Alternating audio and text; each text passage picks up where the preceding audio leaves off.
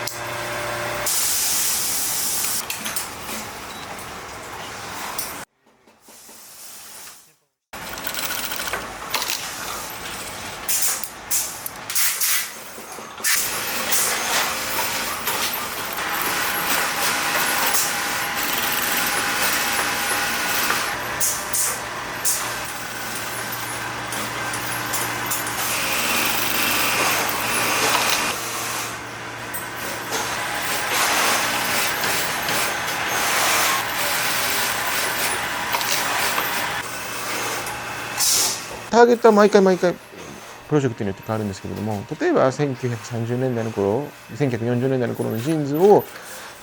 見て、それを紐解いていった時に、こういうミシンなのかなとか、こういう縫い方なのかなとかっていうのを想像してやるっていう感じですね。やっぱりそうだよね。人が関わってるよねっていうのを感じてもらえたら嬉しいなって思うし、それをどれだけ広めるかっていうのが、ミッションかなと思いますね。